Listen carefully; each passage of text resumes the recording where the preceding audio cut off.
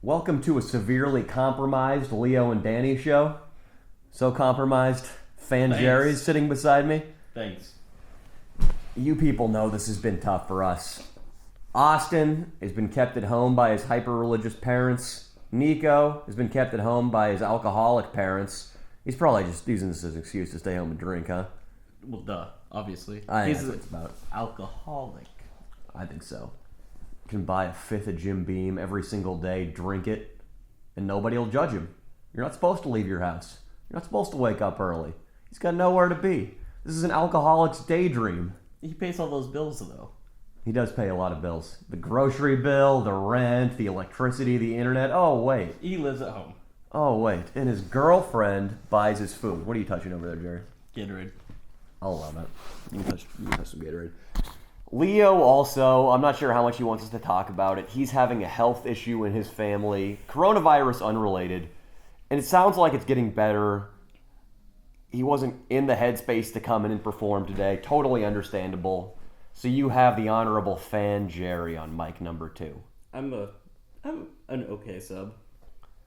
I don't think you're very good at all. Thanks, man. This is dire circumstances. I tried to get Archangel Austin in here. I offered to pay him $1,000 cash to zip across town. Because Did you really? I knew this ship would go down like the Titanic if I had Fan Jerry over here. Jesus, Danny. I'd be carrying the show like Atlas. You know who Atlas is? The one with the globe. Be more specific so I know who you're talking about. I don't know if it was a Greek god. Yeah. Held the fucking globe up in the air. You understand. I'm not dumb. Fan Jerry's in here, backing me up today on the Leo and Danny show. We just had a very old school Danny Mullen channel shoot also. Jerry the cameraman. Old school. It's been a while. Jerry tracked it down. It's been since October 2018 since you've held a camera for me. Yes, that was the one. The video was, "Where is your ex-girlfriend?" Or did we shoot that one in Venice? We shot it in Venice Beach. Because Nico is being quarantined / being an alcoholic, Fan Jerry and I decided to hit the road. He's my cameraman / co-star. We drove out to Las Vegas. We explored the deserted strip. It was interesting. I don't know how deep you want to go into it. We can go into it as much as you want. It was... It's all right. No spoilers. We'll talk about our opinions. I mean, we can have spoilers is what I'm saying. They don't matter to me. Okay, cool. That one dude making it out with the homeless chick? There's a long story of the shoot. We'll just say whatever comes to our heads. We don't need to be structured. Nick Major TV is an aspiring YouTuber who lives in Vegas. I think he's in Lorenzo Nerdballer's fold. But Nick Major TV, it's safe to say, Jerry, right? He was pretty desperate for any sort of attention or fame on the channel. Yeah, absolutely. He was asking random homeless people if they wanted to make out with him. He made out with a homeless woman, definitely a drug addict, absolutely hallucinated and probably thought he was a ghost or maybe some sort of deity. She was talking to herself before we walked up. She was like, she had one of those dumb face masks on, and she would like put it on and take it off. At least she was Put it being on safe. And take it off. Yeah, I like how she's wearing a face mask to keep germs away, and she makes out with a random shitbag in a V-neck who is sagging a pair of Old Navy jeans. There's no way she's showered within the last year. No way. So what we're trying to tell you people is we've been very safe over this quarantine. Yeah, absolutely. We're keeping ourselves quarantined. We haven't left the house. It was nuts. We went to Las Vegas. Not only were we just out and about in public, I made out with a near homeless, very large black woman. Lovely lady, by the way. Oh, yeah. Nice personality. Yes, absolutely. No, she was wonderful, and so was her wife. I made out with a lesbian, married to a hip-hop star, and they both worked at a Prim Valley casino. And live in the residential apartments behind the place. This was some good journalism we did, right? The Prim. I thought it was amazing journalism. If you're a resident of LA, San Diego, God forbid, Victorville, and you drive out to Las Vegas, right when you get to the Nevada state line, that's where it becomes legal to have casino gaming, and not 5 inches from that state line are Whiskey Pete's and Buffalo Bill's Casino. I know from asking around when I lived in Vegas, I knew that the employees of these casinos, the Starbucks, the Arco station that are in that city, those people actually live in Prim, Nevada. It's 45 minutes away from Vegas. It doesn't even have the right to be called a tweaker town. It's not even a town. It's not even a town. There's no stores besides the casinos and the gas stations. But there is a thriving apartment community. I'm talking 300 residents maybe, Jerry? At least it was massive. It was way bigger than I expected it to be. So, you know me and Jerry, we're bloodhounds for truth. We infiltrate this apartment complex, Gated community. start knocking on doors. The people, they startled us a little bit, definitely from the lower socioeconomic rungs. I mean, obviously, it's an understatement. It's one point, though, we find a food line where government officials are handing out groceries to these people. A, because they're poor, and B, because they're so isolated. There's no Ralphs, there's Most no of them Vons. don't have cars, so they can't even drive to the city to go get groceries. The government officials had pistols on their hips. Keeping them away from the food. And so, of course, I'm over there talking to the government officials, talking shit about the poor people, talking shit about the government officials to the poor people, trying to make out with people openly in line. We caused a scene. It was good journalism. It was amazing. I had a great time. It went way better than I expected it was going to go. It's a good video. We couldn't, because of this crisis, because I've been sick for about 2 weeks, possibly corona. I haven't had the energy to be doing much writing, and then also been really busy with editing. So it's not, there aren't any clever framing mechanisms. There aren't that many written bits, but it's a good quality exploration piece in Las Vegas during this quarantine. It's interesting. Yeah. Jerry, get personal with me. I know you smoked a joint before you walked in here. Jesus. I can't talk about that. It's No, legal. you can. I have one. It's still in my ear. Say something interesting. Give us an interesting observation. The people want to hear what's going on inside your head. About the shoot or about right now? About the shoot. You're not going to be able to say anything interesting about this room. Let's talk. Let's get real. Let's talk about your crazy heroin-addicted wife who lives in Ohio and is banging a heroin-addicted dude. And your son who's caught up in the middle of this. This is real drama. That is real drama. She just drama sued me too. She just sued you. Yep. So why wasn't she getting child support before? Because she didn't know how to apply for it. So now she's got a team of lawyers. They're coming after the fan Jerry nut. No lawyers. I'm sure she had to sign up for some free version because you have to pay to sue someone for child support. Mm-hmm. So she had to probably go through a couple hoops. But I don't think she has a lawyer. So if she wins and she gets some of your money, fan Jerry, and it goes toward your child, how much is it going to be? Hopefully not too much. Give us a particular answer. I'm hoping $600 a month. Yeah, that's actually a decent amount of money. You couldn't afford that right now. I could. Tell us how much on Patreon you're making currently. $40. $40. I have 7 loyal patrons. 7 loyal patrons. So, Fan Jerry, let's do this like an interview. How about that? All right. I want you to walk me through your Fan Jerry life. And I think it's actually gotten a little less interesting since you've been getting healthy. Yeah, no, it's boring. I go to work.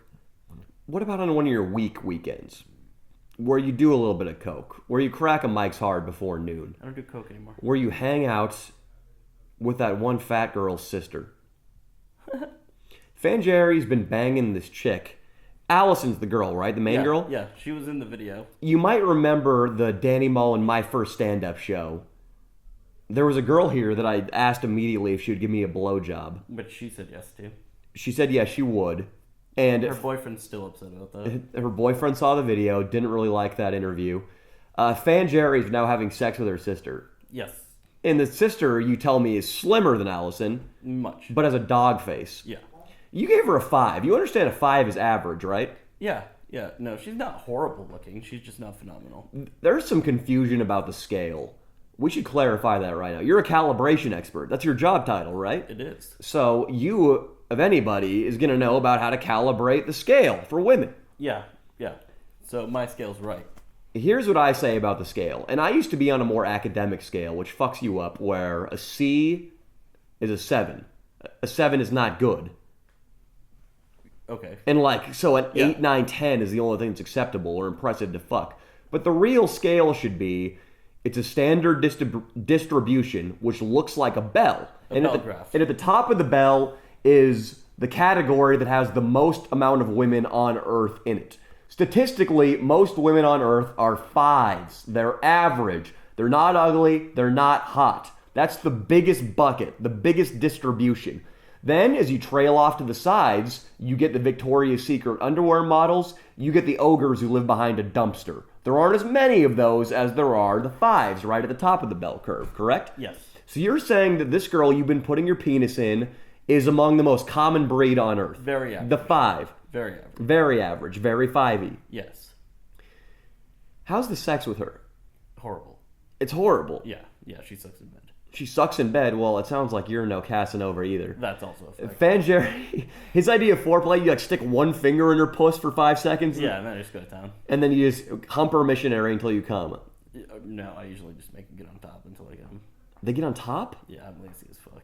I find a harder time coming from top. Oh, really? I like it better. For me, the easiest way to come is I lay the girl flat on her stomach, not doggy style. She's flat on her stomach. That's my favorite way to come. Flat as a board. Yeah, but this girl's ass is so, like, it's pretty flat, so it's hard to, like... Talking to that mic there. Sorry. So it's hard to, like, actually do it that way. What? It's hard to I don't see how that would impede it. If anything, that'd make it easier. It's hard to explain. Well, you gotta try to explain it on the podcast. That's the idea. I don't know. It's just hard for me to get my dick in her that way. It's easier if I just put her on top of me. She gets on top of you. And how long is it before Fanjerry orgasms? I don't usually orgasm. My meds prevent that. Which meds are you on? Remeron and Effexor. Remeron and Effexor, they're both mood stabilizers? One's a mood stabilizer, one's an antidepressant. And then are these pills that you have to take for a long period of time before they kick in? Or if I popped one right now, would I be having a great afternoon? No. Well, the Effexor might, and the Remeron would put you to sleep. The Effexor is the fast-acting one. Yeah, yeah. It's not, like, instant acting, but it's meant for long term. Okay. So we're going to get back to these in a little bit, but I want to hear more about the lovemaking. So Fanjerry told me about the first time they hung out. You guys walked your dog together, and then she said, you want to fuck? Because it was you, her, and Allison all drinking, doing coke And late at Allison's night. boyfriend, yeah. And Allison's we weren't doing coke. The guy who doesn't like me because his girlfriend wants to suck my dick. He knocked her up recently, too, didn't he? Yeah. Might be my baby. I'm not going to specify. So you're out walking with the skinny 5, and she says, you want to hook up? Correct. So you lead her by the wrist, past the other two. No, I duct taped her to my hand. No, you didn't. Don't lie to my audience. You led her past the other two into the bedroom, put a finger in there, pulled your pants down to your ankles, and fucked her. Yep. For about 5 minutes. 15. Anything you want to share? Anything interesting happen? No, I didn't get off. So it was just 15 minutes of wasted time. Fanjerry, you know, with the podcast medium, what makes it interesting is little kernels of truth. If you share something humiliating that you haven't admitted to anybody else, you know what? I'm willing to bet 75% of the listeners are going to identify with that, and they've been too embarrassed to admit it for a long time also. She doesn't get you up, but were there warts on her pussy? Was there a little bit of hair on her right armpit? No, she's fine. Her leg hair is always... What about the ass acne? No, she doesn't have any acne. She has a nice smooth ass? Yeah. She's kind of flat. She's kind of flat. And then, so I'm curious about every other time, because it sounds like you haven't been knocking the bottom off the pussy in the bedroom. So, is she reluctant to have sex with you now? How does this go? When I go up there, we have sex. It's only been like 2 other times. So you go up there. Do you have to steel yourself, drink a little bit beforehand to get ready for it? No, I can do it sober. Still won't get off. How often do you see her sober? I mean, every time I'm there now. You go up sober. Yeah. What do you guys talk about? Nothing. She doesn't talk. She's kind of fried her brain on drugs. So What kind of drugs does she fry her brain on? Xanax, I think, is the A lot big of one. Xanax. A lot of kratom. Smokes a lot of weed. What's kratom? Kratom is like this weird supplement that they sell at smoke shops, and if you take a shit ton of it, it like works as an opioid. Jerry, so other than Allison's sisters, the 5, who's the last person you had sex with? Yes, it's been a dry spell. I haven't had sex It's in a been the while. 18-year Your groupie. Fanjerry fucked a groupie. Fanjerry somehow got his mitts on a Danny Mullen groupie. In Vegas. She hit you up on Instagram when she saw you were in town. Yeah, yeah. You know, Fanjerry, I think I've fucked collectively maybe 2 true groupies.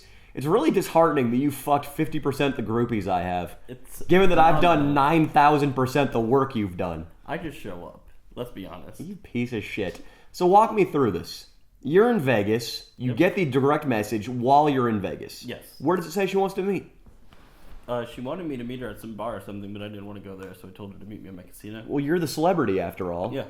The casino was The D. fortunately called the D. The D. Is it spelled D-E-E? Or No, it's just D. The letter D. the letter D? She comes over. You meet her down at the casino bar. Yep. How's she looking? 5, 4.5. Well, if she's a fan of the channel, she might very well be listening. Yeah, 5, 4.5. So she's lower than Allison's sister. Yeah, I'd say so. She wasn't Wow. super hot. She wasn't super hot, but she's a dedicated fan of the channel, and you know it was going to be easy. Yeah. Yep. So we started getting drinks, and then I have a thing where the prostitutes that just come up to the bar and try to flirt with you, so that you take them up to your room. Yeah. I was fucking with one of them for like 45 minutes while she was sitting next to me. Yeah, they circle like flies, these prostitutes at Las Vegas center bars. Yeah, so I spent 45 minutes wasting her time because I knew I wasn't going to take her upstairs. And right after that, I looked at her and she was like, I have to go meet my friend in 45 minutes. Do you want to just go upstairs? Who, the hooker or the groupie? No, the groupie. The groupie wanted sex and she wanted it now. Yeah. So she takes you upstairs, you ditch the hooker. Ditch the hooker. Exactly 0 foreplay. Exactly 0. Yep. So Exactly not even a 0 finger up the Not pussy. even a finger up the pussy. How do you know she was lubricated, Fanjerry? You could really hurt a woman. She was fine. She wanted it. She was ready. So you put your unprotected penis in this girl. Correct. Had you shaved recently? I don't shave. You don't shave your penis? No. You know the women kind of like that, Jerry. I don't care. You don't care at all? No, because at that point, they're already dedicated. What about for the repeat sex? I mean, this Allison Well, girl if they seems bring not... it up, then I will. You're very lazy Yeah. with your grooming habits. You spend a don't lot of time in the tanning bed, though, I notice. I like the tanning bed. You like the tanning bed, you don't like shaving. No. Understandable. So you went upstairs, you put your unprotected penis in this groupie, which be careful how many of my fans you get pregnant, dude. I don't mind one or two, but she's not going to get pregnant. Well, oh, yeah, you met her in a fucking Vegas center bar next to a Well, I prostitute. pulled out. Yeah. My pull game is pretty fucking strong. Yeah, that's why you have a child. One And- child. Out of all the times I've had And sex. pre-cum does not exist.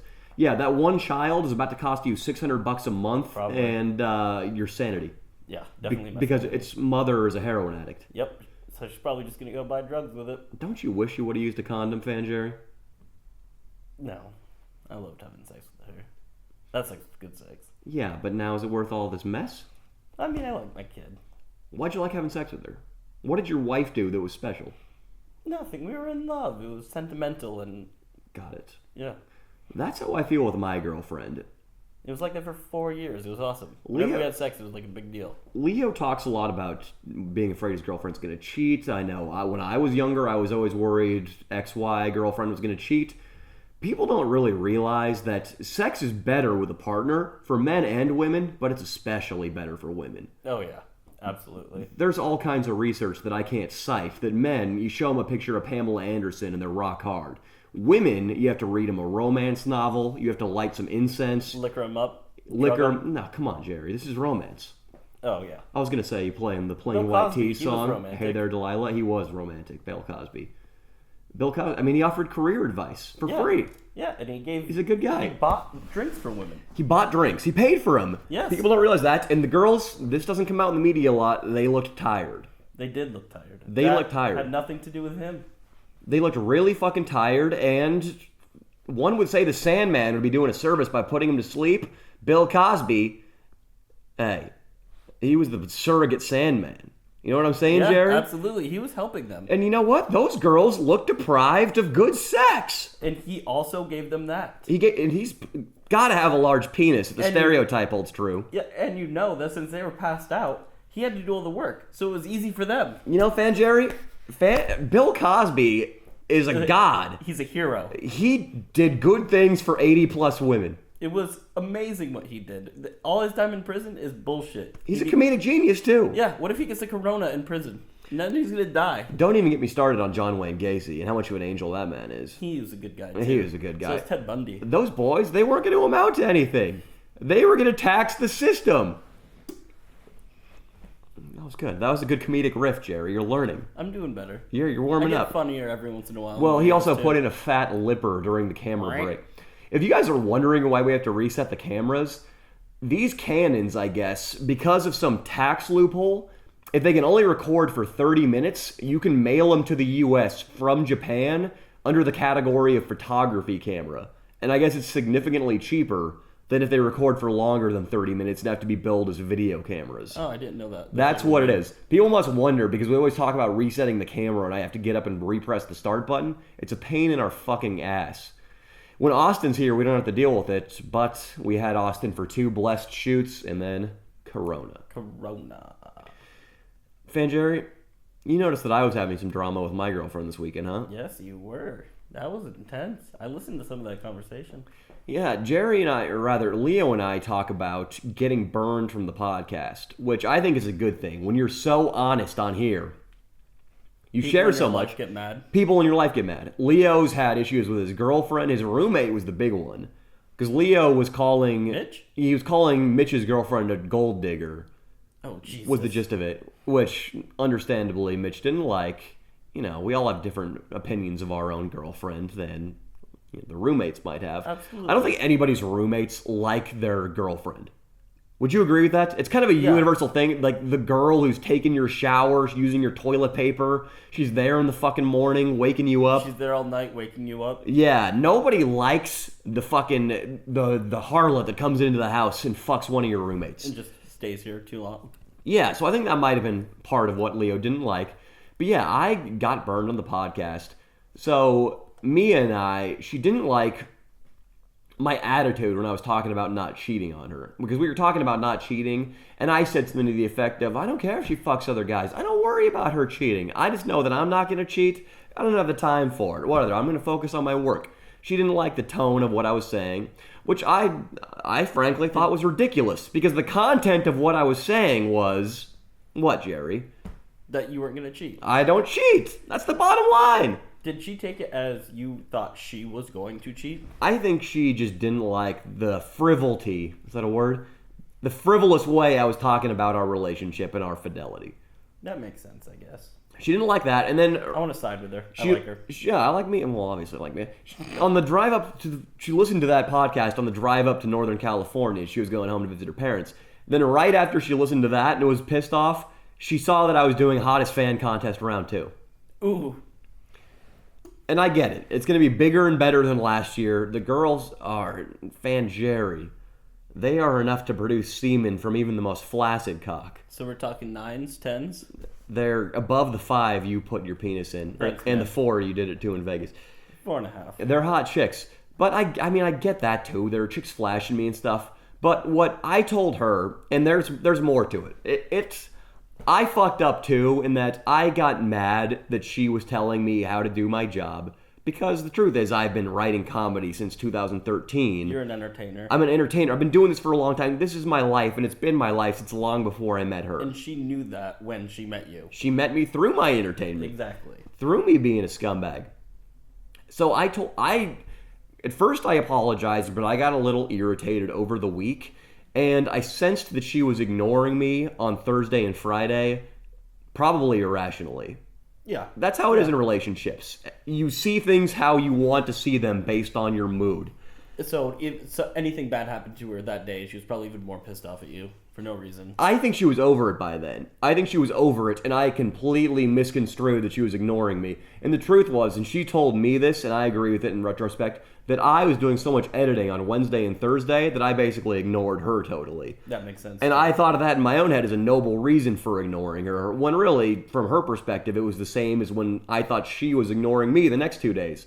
So what did I do? The thing that really sparked an incident was I blocked her contact information on my phone because I thought, hey, it was rash, I admit, but I thought, hey, she was telling me how to do my job, and now it seems like she's ignoring me. This was my thought process at the time. You know what?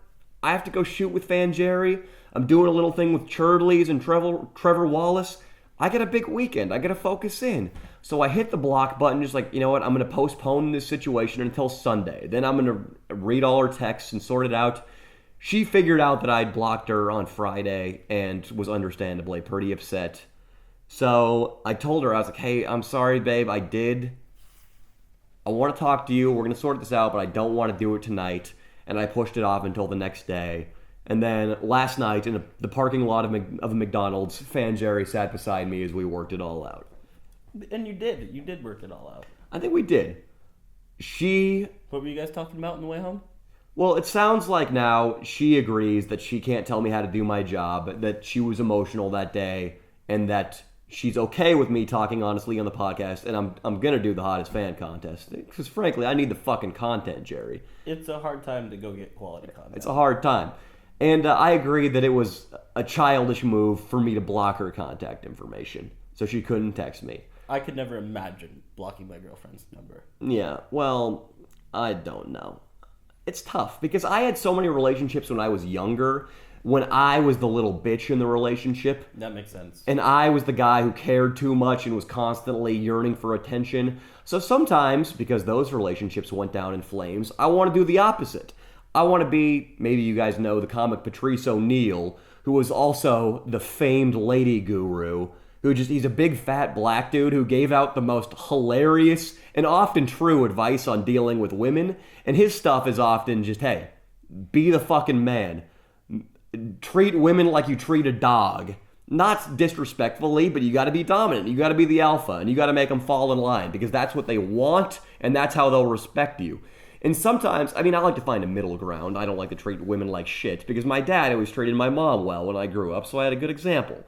But I do try to be a little bit more of a vertebrate. I try to have more of a spine now in relationships than I used to when I was younger. So I thought, okay, I'm just going to set some time aside and not talk to her and sort this out in my head. And I think it came to a good resolution. We both agreed we did our own separate things wrong. And on the ride back, we were texting each other about fucking the shit out of each other again. Coming in her ass. So, did I say I was going to come in her ass? Yeah. I don't think I used that language. I said I was going to come in her pussy. No, you definitely just told your roommates that you were going to come in her ass. I didn't say that at all. Oh my god. Did I say I was going to come in her ass? Yes. I don't remember. Why would I lie to you? Probably did. I was like, well, I'm going to come in Mia's ass. I'm looking forward to it. I would. I'm going to masturbate to the thought of it tonight. During this, I've seen this broad naked in Fanjerry in a G-string. She's got a fucking ass to die for. Hot 20-year-old? This thing is spotless. It is big and juicy and plump. And her asshole, it looks like it belongs on one of those high-end European sex dolls. That's what you pay the big bucks for. Those sex dolls are like 10 grand, Jerry. Yeah, they're expensive. It might be a good investment for you to get one so you can Thanks. quit fucking tweakers. Thanks, bro. Or Xanax addicts. Zanny head. All right, so I just got a little deep. You tell me something about yourself. Open up, Jerry. Open up. Open about what? My life's rough and boring. How is it rough and boring? If it's rough, it's got to be interesting. Well, it's just busy and tiring. My life's busy too. I know. I just go. I'm boring. What's your biggest fear? What's my biggest fear? Yeah. I don't like windows. Not fear, not your phobias. I'm talking, what is the direction your life could start moving in that would make you the saddest and make you want to kill yourself the most? Oh, if I lost my job. If you lost your job. Yeah, I'd be screwed. I don't How have would any you savings. be? How would you be screwed? I don't have savings. You would find another job. You're a veteran with skills. And I get my disability check. That'll help me a little bit. Fanjerry gets a $900 a month disability check. Mm-hmm. Thank you, VA. That's nice. So you don't have any savings, but if you lost your job, how long realistically would it be before you got another job that you could survive on? 2 weeks. So you'd be suicidal if you lost your job? Come on, Jerry, open up. I like my job. I don't like change. I like to do the same exact thing every single day. Yeah, I get that. So I don't like any change. But That's why I don't move. That's why I haven't moved. I get it. That's why I don't do anything. I'm a creature of habit also. Habit's comfortable. Yeah, no, it is. It's super comfortable and it helps me. It helps me too. My weeks, especially before the coronavirus, were interchangeable. It was this podcast on Monday, improv, editing, writing, improv again, editing, writing, post the video, write, shoot, day off, repeat. I like that. That's how you get shit done. It's very comfortable. But I'm talking real fears. Real fears? I don't know if I have any real fears. Growing old alone. Oh, I'm not going to grow old. Becoming impotent, which it sounds like you almost are. Yeah, basically. You're not gonna get a hard on it. What do you mean you're not going to grow old? I'm not going to grow old. You're going to kill yourself before you get old. I'm going to die in a horrific plane accident or something when I'm 35. Be honest, because you talk about that sometimes, about dying young and about wanting to die. And I know you're much happier now than you used to be. Yeah, but getting old sounds like it sucks. Why? Why? Because you just rot away, and eventually your family hates you, or they're all dead. And then you just are sore every time you do anything. It's a pain in the ass to move. You can't go outside during the corona because you'll die. But there are upsides too. I mean, right now you have to work your ass off. Yeah, you worry about way bills. More comfortable sitting in your house 24/7 staring at the TV. You fucking read a book. You pen a novel. You write a short story. Statistically, people die sooner after they retire. I know. If they keep working. Well, there are different types of people in this world. There are the people who are working for a paycheck, and then there are the people like Steve Wynn. That just work to work. that work because what they've been doing all their lives is what they were put on this planet to do, at least in their own head. And the thought of retirement is absurd to them. And I plan on being one of those types of people. The George Carlins. Even Carlin died pretty young. He looked a lot older than he was. Joey Diaz, he's still alive. But he's not that old. Joey Diaz is in his 50s, right? Oh my god, he looks like shit. Oh, he's done a lot of coke and eaten a lot of He tacos. was just on Joe Rogan's last podcast. Yeah. It was horrible. Why? So, a carbon copy of you? Yeah. A more funny you? Yeah, more funny me. A more Cuban, more funny you? More Cuban, more funny me. Still smokes like a chimney. I like Joey Diaz. I'll always like Joey Diaz because, and you people should look this up, there was a rant he had, maybe in 2017. I listened to it right when I was moving to Vegas. The actual trip down with my mattress to live in Vegas before I'd started YouTube, Facebook, any of that. He does this rant on Khabib Nurmagomedov fighting Conor McGregor. Look up Joey Diaz Khabib rant. It is classic. It's one of the greatest. I think Adam Carolla is the greatest rant artist of all time, where he just gets on a topic and loses his fucking mind on it. But Joey Diaz talking about the conspiracy in the UFC to not book Conor McGregor against Khabib is a work of genius. I haven't seen it. I'll look it up on the train. What about your ranting ability, Fan Jerry? What's one thing you hate more than anything? One thing I hate more than anything? I hate stupid people. Stupid people. There you go. I took a stand-up comedy class last fall as I was getting ready for my show, and the instructor was a super cool guy. His theory on stand-up comedy is that a premise, is simply a negative opinion on something. So, say stupid people is your fucking thing, and be more specific. People that stand in the middle of the aisle at shopping stores. Yeah, people stand in the middle of the aisle. People that don't know how to drive. So Old people get in the way. my instructor was, his theory of comedy is that the premise is a negative opinion on something, and the punchline is just examples of the premise written artfully. So the punchline, you would introduce the premise, and Chris Rock is the example he gave. Chris Rock would say things like, "I'm tired of niggers. I don't mind." Wait, what was his thing? He was like, the famous bit he has. He's tired. There's a difference between black people and black people and there we go. And he would repeat it over and over and over. That's his premise. A negative opinion on what he perceives as niggers, people who act stereotypically black. And then his punchlines are all examples of people being that way. Yeah. That's what comedy is. And that's what a lot of radio comedy is too. When Jim Norton from the Opie and Anthony show, when Adam Carolla sounds off, when Joey Diaz talks about the UFC being corrupt, it's a negative opinion on a topic. And then examples. And a bunch of examples on the fly. That's what comedy is. From studying comedy now, I'm starting to see what mechanics are behind what makes you laugh. That's interesting. Yeah. So that's a way to think of it. When you're writing your little scripts for your little YouTube channel. YouTube channel. I don't mean to be condescending, but it is pretty little. It is pretty little. That's a way to think. I have more subs than Nick Major TV. Yeah, well, Nick Major TV is an asshole. I guess he was criticizing my camera, saying I should upgrade my fucking camera. Yeah. Hard. Yeah, I'll listen to him when he gets to 500 subscribers. Fan Jerry, how's your YouTube channel going, by the way? It's not bad. I enjoy it. I love doing it. Are you secretly competitive with Leo? Because you guys both have your own little satellite YouTube channels orbiting around the planet Danny Mullen? I think it would be cool if I could catch up to him. It'd be cool? Yeah. I was joking with Fan Jerry that Leo and Fan Jerry's channel should be renamed Point My Camera at Danny Mullen You've channel. only been in one of my videos. Well, Leo's especially. Leo's, sometimes the videos are Point My Camera at Danny Mullen is the video. That's the whole thing. You also certainly suckered people in by pointing your camera at Danny Mullen. That's my most viewed video. There we go. 15,000 views. I have no problem with that. I'm starting to realize all press is good press. Now that this TikTok channel has emerged that's just reposting all of my shit. But I'm also, that's how Trevor Wallace found me. Really? Yeah, he found me on TikTok. And then I also got a bunch of subscribers. So I'm starting to say, there's a Leo and Danny Show Clips channel that is not associated with us. We don't run that. That's just a fan. But A, I think the thumbnails he makes are fucking hilarious. And B, it's just good exposure. And it's good little snippets for people that don't have time to listen to the whole podcast. And he's super happy about it too. He's on the Reddit. So I salute that guy. Fan fucking Jerry. That's me. That's my name. Don't wear it out. How you feeling right now? You a little nervous? Yeah, I'm always nervous. 20,000 people are going to see this. That's more than the 1.5 thousand that watch your YouTube videos. Thanks, Dick. No problem. I've decided a good topic for us to wrap up on. is how we met and where you were in your life when we met. Yeah, it's a Patreon video I have. Well, only 3 people are going to see that, so 7 people watched good thing it. I don't Thank feel you. like we're recycling content. You messaged me when? Can you pull that up on your phone? When was yeah. the first official message? This is what happened, and this might be interesting to people. I don't think I've really talked, not comedically or not tried to make a big joke out of it, about how the channel grew.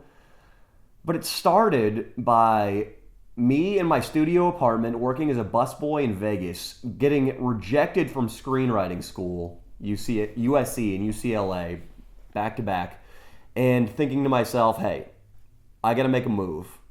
Books didn't happen, school didn't happen. What's gonna happen? Or are you just gonna move back into a square job?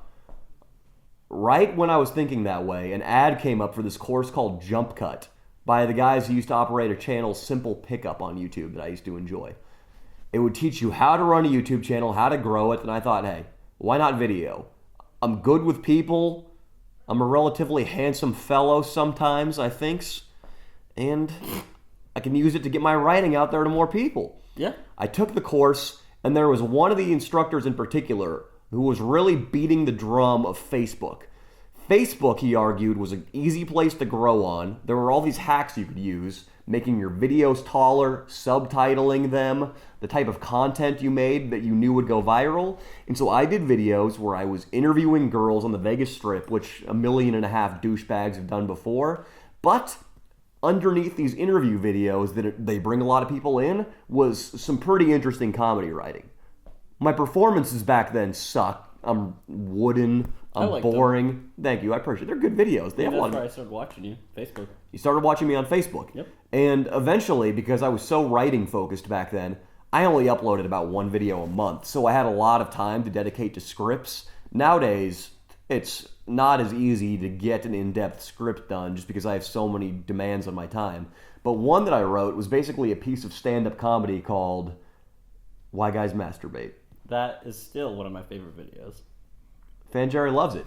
I wrote it and I checked out a room at the New York to record it. Because if you've seen Fan Jerry's channel, you notice that he talks really quietly in his videos because he's afraid of being judged by the neighbors.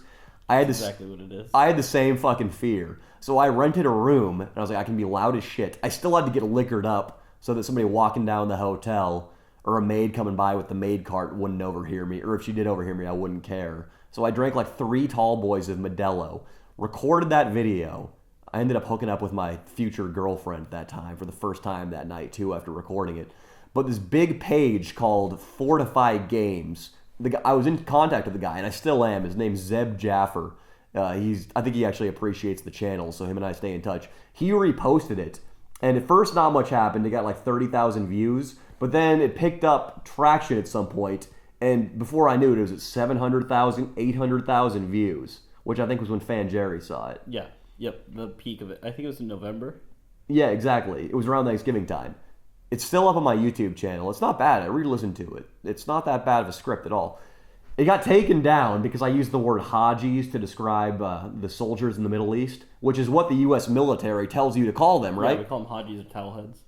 That's nice and professional. The military advocates towel heads, huh? Yeah, we use it in a lot of our running chants. It's funny that the military is not really up to snuff with my modern HR standards, are they? Oh, what HR? There's no HR department in the military.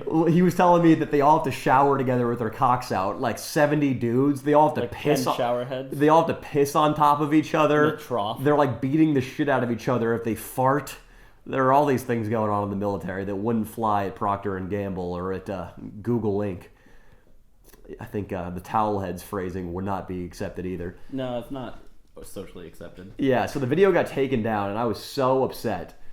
But, I don't think that it really had much bearing on my YouTube channel because eventually Facebook, they were taking a bunch of shit for supposedly rigging the election. I don't even know what it's about. So they were like, no, that's not us. We're a family-friendly company. We're now going to prioritize posts from families and friends in your feed.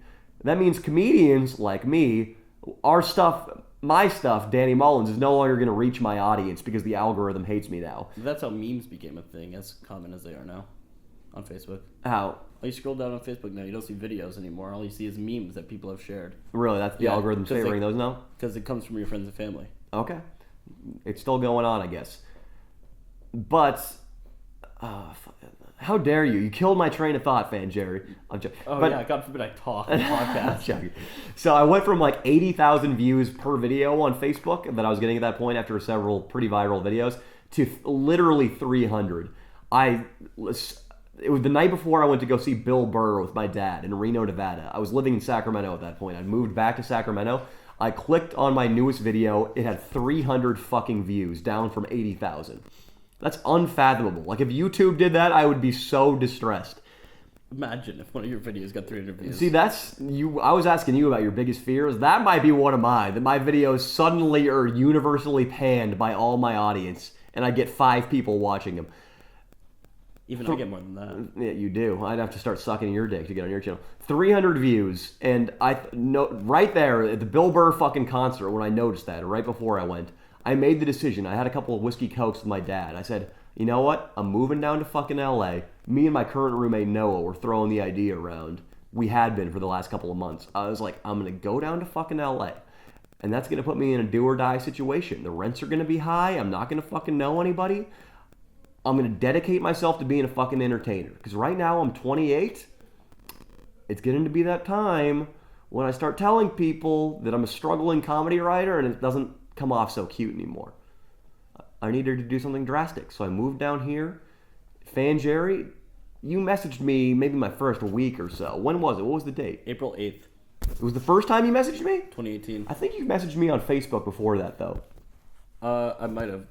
I remember...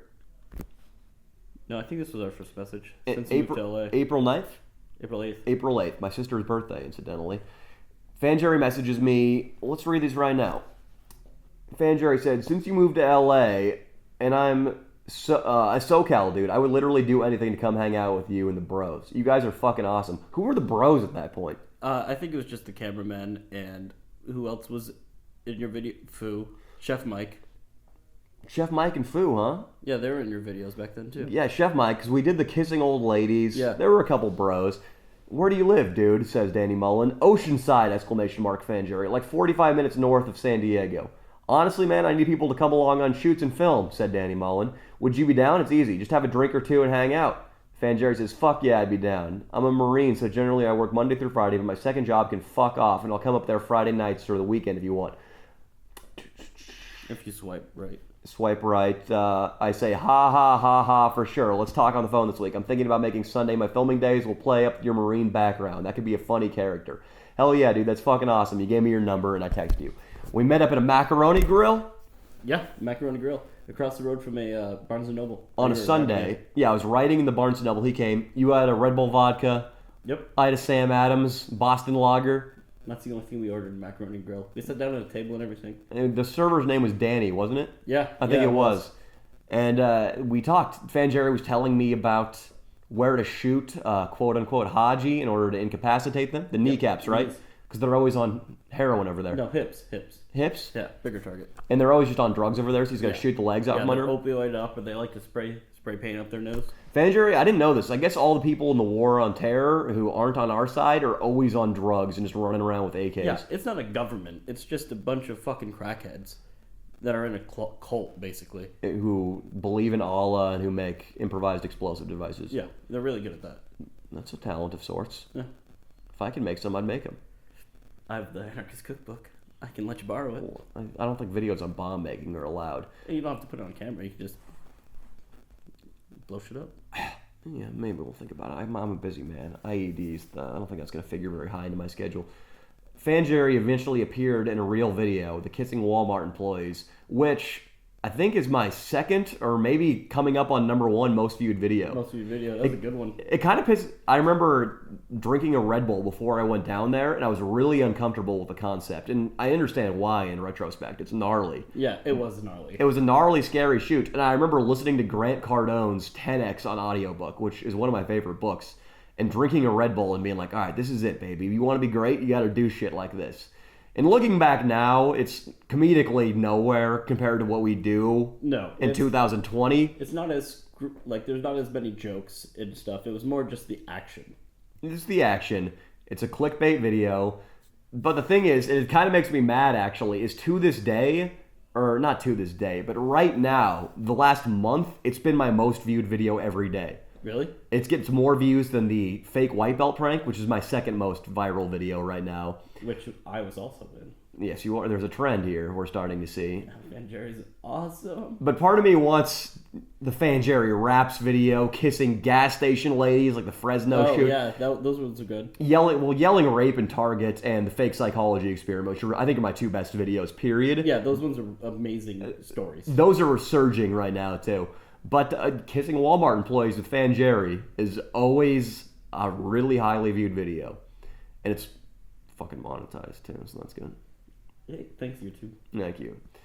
Fan Jerry, I think that's going to wrap it up. That sounds good to me, buddy. It was a good talk. Good day. Fan Jerry's got to get on a train, go back down to San Diego. San Diego. Where he's going to calibrate various instruments and rescue his dog from a crackhead. Hey, he's not a crackhead. He just thinks the CIA and FBI are watching him. Fan Jerry's next door neighbors thinks the CIA is watching him, which means he's a crackhead. He's the return of the King of David. What does that mean? King David? He's the return of King David. Explain to the audience what the fuck that means. King David, religious figure. Does he say that, or do you say that? No, he says that. This guy's on a lot of crack. That's why he thinks the FBI is... No, he's just nuts. He's on a lot of drugs. That doesn't come naturally. I'm surprised he can even pay that $1,000 rent. Well, Fan Jerry's dog, Riley, is currently in this man's grasp. Yes. That dog means more to me than Danny. That's who Fan Jerry is having look after, the little brute. So you better hurry home and make sure she's safe. Godspeed. Thanks, buddy. Good talk.